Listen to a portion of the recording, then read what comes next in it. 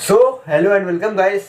आज की इस वीडियो में हम लोग करने वाले हैं क्लास 11 का सीक्वेंस एंड सीरीज चैप्टर, जो हमारा जेईई मेंस का पेपर होता है उसमें बहुत ज़्यादा वेटेज रखते हैं। मतलब अगर आप बात करें कि 11th के वो कौन से चैप्टर हैं जिसमें जो वेटेज ज़्यादा रखते हैं जेईई मेंस में, तो उसमें से हमारा पहला चैप्टर आ जाता है सीक्वेंस एंड सीरीज, जिससे मेंस में एक शिफ्ट में आप मान के चलिए 2 क्वेश्चन पक्के होते हैं, मतलब 8 नंबर, और एडवांस में एक क्वेश्चन तो इससे पक्का ही आता है। अगर उनका मन बदल गया तो 2 आएंगे, लेकिन इससे क्वेश्चन जेईई और मेन और एडवांस दोनों में आते हैं।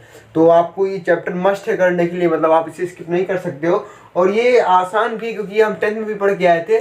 तो बस वही कुछ कॉन्सेप्ट है और कुछ एडिशनल कॉन्सेप्ट है जिनको हम लोग को दोनों को मैसअप करके पढ़ना है और आंसर देना है। बस चलिए शुरू करते हैं।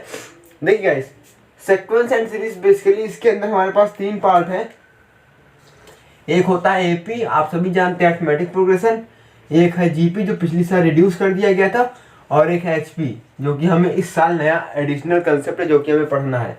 सो गाइस चलिए शुरू करते हैं। अब बेसिक सी बात है, सबसे पहले हम लोग एपी पढ़ेंगे। तो ये हमारा एपी के कुछ फॉर्मूले हैं, उससे पहले हम आपको थोड़ा समझा देते हैं।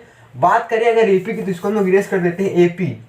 एपी बोले तो अरिथमेटिक प्रोग्रेशन। अरिथमेटिक प्रोग्रेशन क्या होती है, मतलब वो मैथ की कोई संख्या जो एक पर्टिकुलर कॉमन डिफरेंस के साथ बढ़ रही हो। एग्जांपल लीजिए, मान लीजिए मैंने आपको एग्जांपल दे दिया 1, 6, 11, 16, और मान लीजिए इससे आगे बढ़ती गई।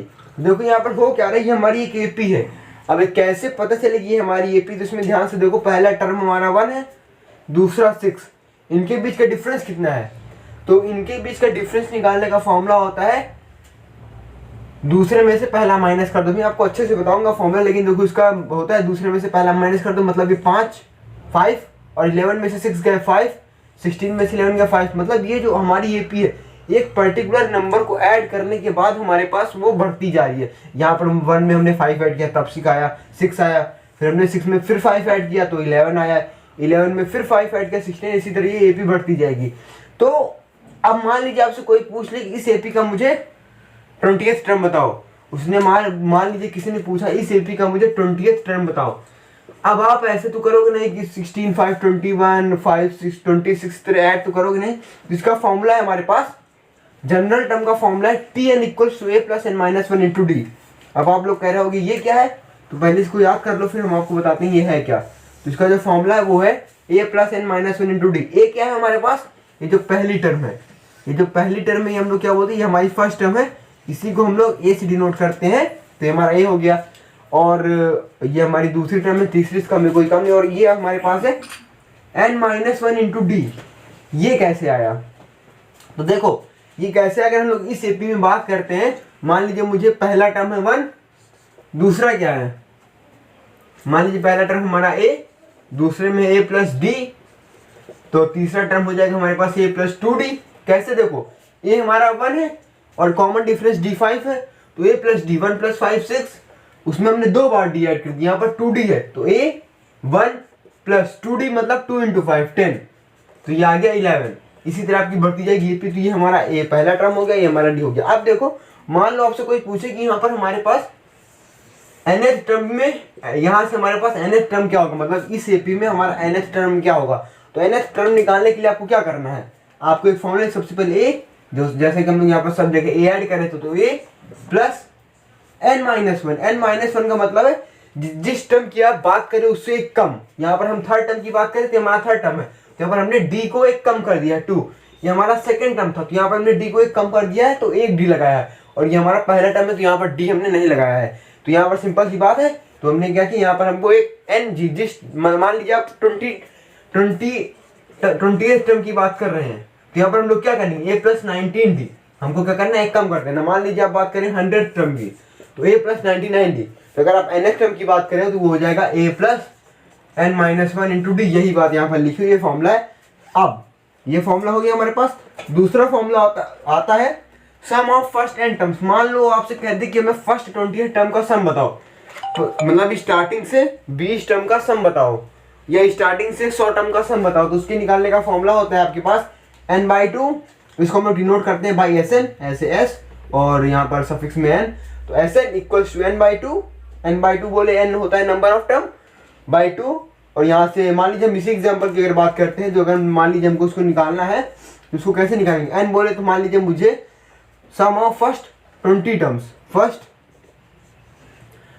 20 टर्म्स का हमें सम निकालना है, फर्स्ट 20 टर्म का। तो एस एन का फॉर्मूला क्या होता है, n/2, तो 20/2 2 ऑफ ए क्या हमारा पहला टर्म 2 × 1 प्लस n-1 बोले तो 19d, क्या हो जाएगा हमारे पास 19 और d की वैल्यू 5, तो 20/2 आ गया 10, 2 × 1 प्लस 2 × 1 आ गया 2 प्लस 19 5 जा 95, 95 to 97 और इंटू 10 आ जाएगा हमारे पास 970।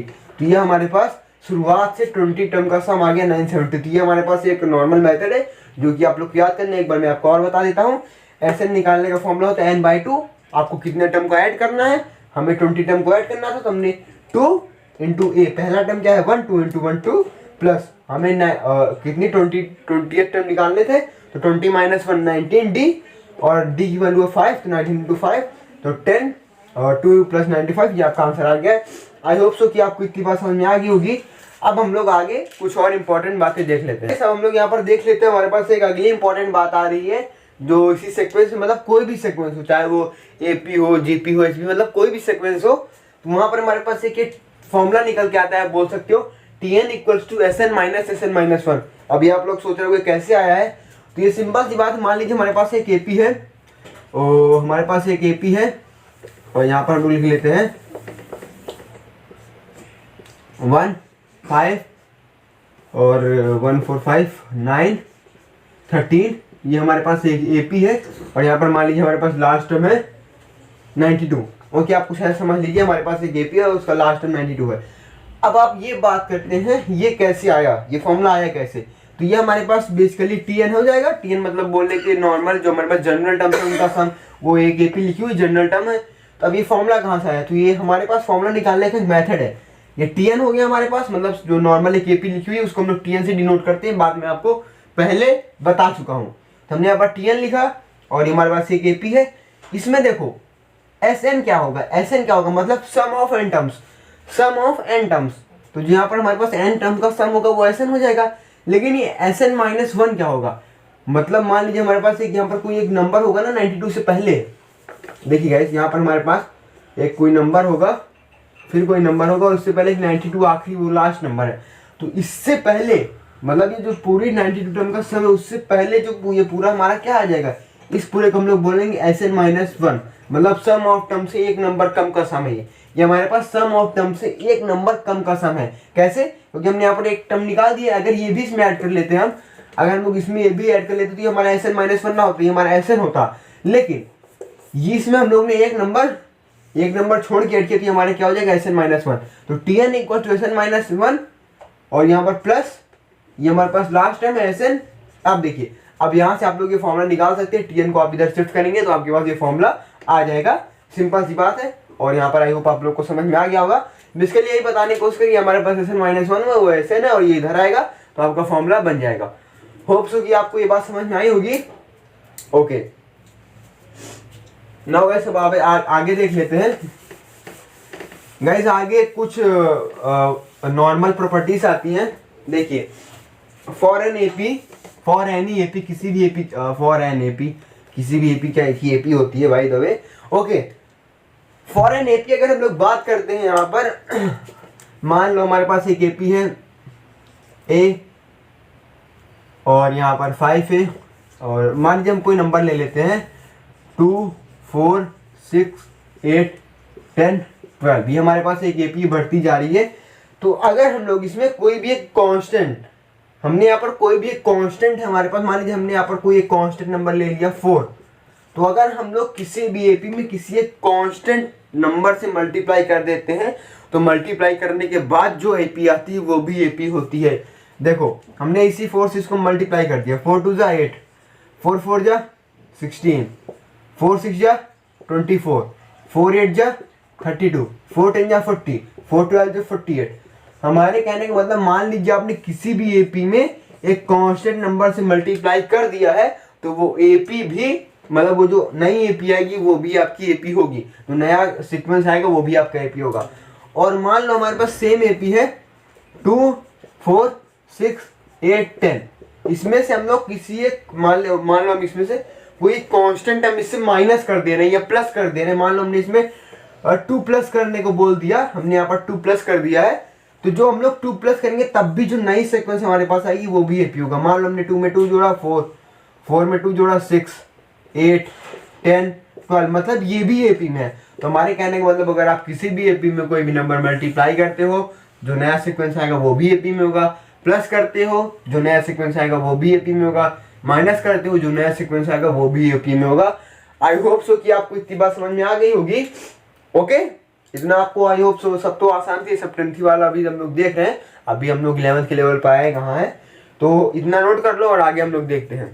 सो गाइस, अब हम लोग यहाँ पर देख लेते हैं आगे कुछ और इंपॉर्टेंट बातें हैं जो कि हमें यहाँ पर ऑब्जर्व कर लेना चाहिए। बाकी ये सब तो आसानी है। देख लो, अगर हमारे पास एक एपी है, अगर हमारे पास मान लीजिए एपी के कोई 3 टर्म है ए बी सी, अगर हमारे पास एपी में है तो यहाँ पर एक हमारे पास रिजल्ट निकल के आता है 2b = a + c।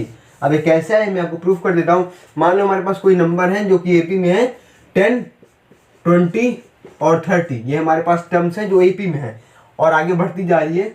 मान लो हमारे पास खाली 3 टर्म है, एक को हमने बोल दिया ए, एक को हमने बोल दिया बी, एक को हमने बोल दिया सी। तो इससे कहने का मतलब ये है कि अगर हम लोग जो b है उसको डबल कर दें, अगर मान लो हमने b को डबल कर दिया मतलब 2b = a + c के बराबर होगा। मतलब यहाँ पर आपको ये सोचना नहीं कि बराबर होगा या नहीं होगा। मान लो आपको आखिरी टर्म नहीं दिया जाता, आपको बोलते कि आखिरी टर्म निकालो आप, तो आपको निकालने करना क्या है। देखो, अगर मान लीजिए आपसे पूछते कि आखिरी टर्म क्या है, तो आपको यहाँ पर क्या करना था, 2b = a + c का फॉर्मूला लगाना था और 2b मतलब ये b हमारे पास, इसको डबल कर देते 20 = a कितना हमारे पास 10 + c। अब आपको ये c निकालना है, तो c निकालने का सिंपल सा फॉर्मूला है। देखो, c हम लोग को निकालेंगे, इसको हम लोग यहाँ पर वो कर देंगे, ट्रांसफर कर देंगे और हमारा c आ जाएगा 30। ये बात तो आपको समझ में आती है और इसको हम लोग एक बार प्रूफ करके भी देख लेते हैं। प्रूफ कैसे करना है, देखो, अगर b को हम लोग डबल कर दें तो 22 × 40, 22 × 40 = a हमारे पास 10 है और c कितना है 30, तो इन दोनों को जोड़ने पर तो 40 = 40 आ रहा है। इससे हमारा प्रूफ हो जाता है कि अगर हम लोग बीच वाले टर्म का डबल करेंगे वो पहले और आखिरी टर्म के सम के बराबर होगा। तो 2b = a + c।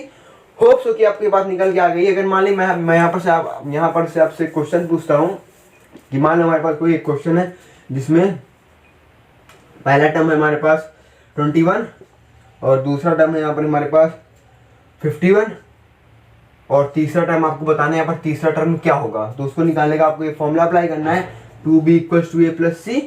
अब b का डबल कर दो आप, ये हमारे पास b है, इसका डबल किया 51 2 × 102, a हमें पता है 21 और हमें c निकालना है, तो इसको हम लोग इधर ट्रांसफर कर देंगे। तो 102 माइनस का 21, 2 1 1 10 2 8, हाँ, तो यहाँ पर हमारे पास c कितना निकल के आ गया 81।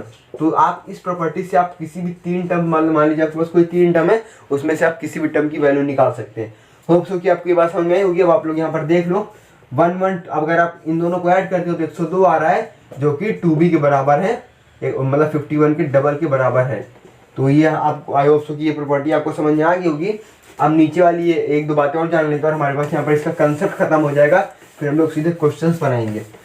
देखो, यहाँ पर हमारे पास एक कंसेप्ट ये आता है कि मान लो अगर आपके पास ये आपको लेट करना है कि उसने क्वेश्चन में बोल दिया लेट 3 टर्म्स इन एपी, तो आप कोई भी 3 टर्म एपी में लेट कर सकते हो। मान लो आपने लेट किया a + d, आपने ले लिया a + d, a + 2d और a + 3d।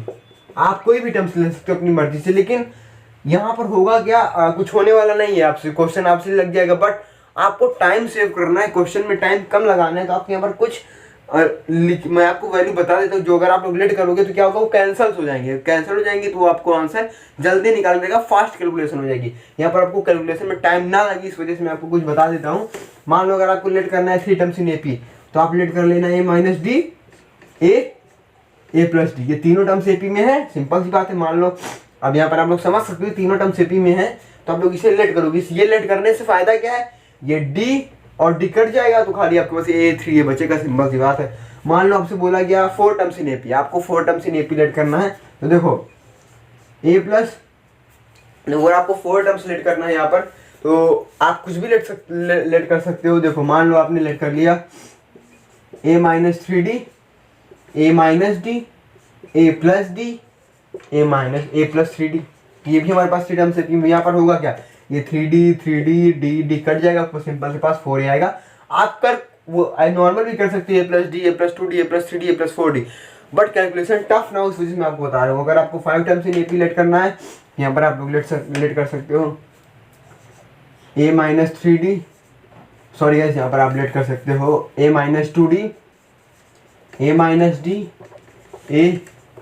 a+d a+2d। यहाँ पर ये डी और ये तो रहेगा, और ये डी सब ये काम खत्म हो जाएंगे, सब कैंसिल आउट हो जाएंगे, तो आपके पास नॉर्मल से ही बचेगा। सो गाइस, आई होप आपको इतना समझ में आया होगा। आज की वीडियो के लिए बस इतना ही। अगले वीडियो में हम लोग सीधे कंसेप्ट करेंगे, फिर अगले वीडियो में हम लोग कॉमन टर्म्स देखेंगे। अगले वीडियो में हम लोग क्वेश्चंस और कॉमन टर्म्स देख के AP खत्म कर देंगे, फिर अगले वीडियो में GP इसी तरह कंटिन्यू करेंगे।